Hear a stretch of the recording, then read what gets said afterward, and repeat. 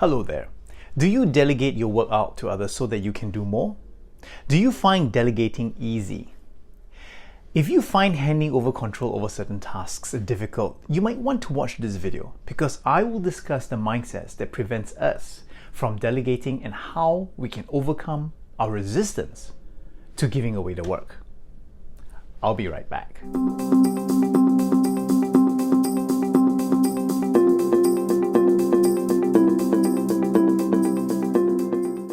Welcome back. My name is Raymond Huan, and if you own a business, you're interested in business, or you wish to learn more about the tips and tricks on how to operate a business better, I encourage you to click on the subscribe button you see before you right now. Do you resist delegating things to other people? Do you like doing things yourself? Perhaps it is time to reconsider and be more open to delegation.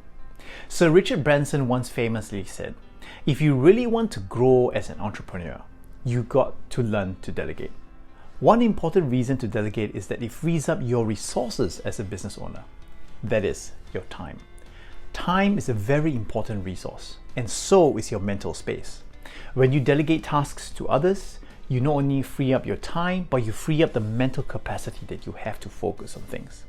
When you free up your resources, you'll then have more of that to focus to the most important things in your business. That is, the things that matters that only you as a business owner can do or decide on. But why can delegating still feel so difficult? I would like to share with you some of the statements that I've found in my research that support the notion that delegation is difficult.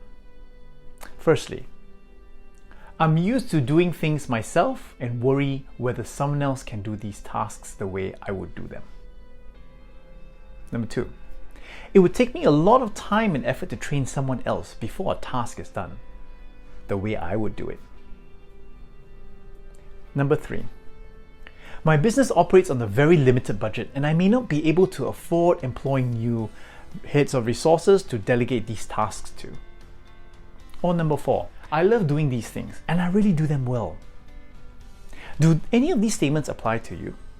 I'm not immune to the resistance of delegating, and I can actually identify with a few of them, especially the second point. And so I admit it, I'm just like everybody else on this. How can we change the thinking? How can we shift the mindset that is preventing us from delegating work to others? Let's take a look to see how we can do this.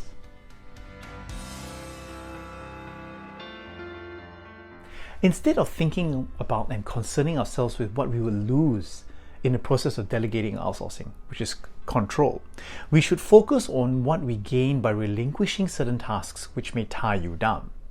Try taking a sheet of paper and write down the pros and cons of actually delegating the work out to other people. Let's start with the cons first. You will have the loss of absolute control. Now that sounds like a dictatorship, doesn't it? But it's true. There will be an increase in costs, and there may be a variation of the results returned, which may be pretty frazzling if you are a perfectionist. But the advantages or pros, if done properly, is potentially less stress, increased free time, which you can then use as a resource for you to focus on your business and continue to build it. So how do you build your business? You do it by freeing yourself so that you can continue to work on it, not in it. Let's take a look at the 4 reasons I highlighted earlier that discourages you from delegating and look at why we should consider that mindset of giving up control into gaining time and mental space.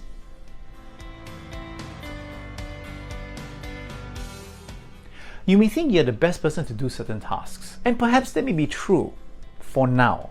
But what if you find someone who does it just as good or even better than you? Wouldn't that be better for the business? Instead of using your time to do all these tasks and using up so much mental space with so many tasks that someone else can do, why not use your time and mental energy to plan for growth, to strategize, and to execute these plans? In my video, Your Business Can Only Grow as Big as You Can Manage, I discuss how you, the business owner, can be holding back your business by continuing to do everything. The reality is, the business owner alone cannot manage all of these areas single-handedly. In fact, I have come across business owners who have had a team of people under them and can still think like a single business owner. And as a result, his business is not able to grow because of the limitations of what he thinks. In other words, your business can grow no bigger than what you can effectively manage. So what can you as a business owner do instead? Take things off your plate and retain only the things that will help you achieve your goals. Delegate or outsource the rest.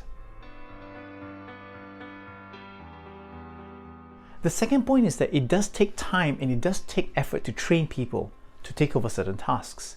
Some people may need more time than you probably needed to be efficient in those tasks. But instead of thinking about it as time and effort wasted, why not shift that mindset and think of it as investing your time on something that can help free up your time in the long run. Time is not wasted when there is a return, and regaining back that time is a worthy investment. Now, time, as I mentioned earlier in this video, is your most valuable asset. It is limited and non-renewable. In my video, Managing Your Business' Most Important Asset, which is your time, I provide tips on how business owners can make the best use of their time by focusing on the tasks that matter the most, the tasks that only you, the business owner, can fulfill and accomplish. What do you do with the rest? Delegate it out.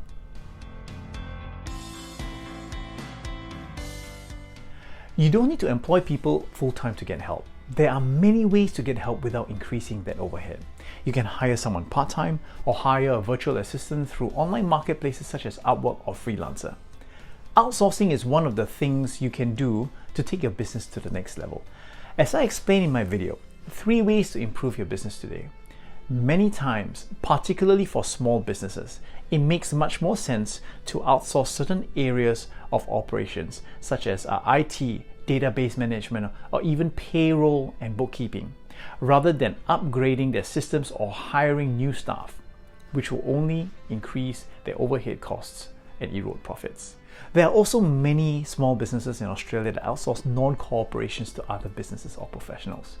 For example, Whole Kids Australia keeps their operations small by focusing on what they are great at, and that's marketing and product development, and delegating the rest, such as warehousing and distribution. This way, they keep their operations small, which is their vision, without compromising the quality of their products.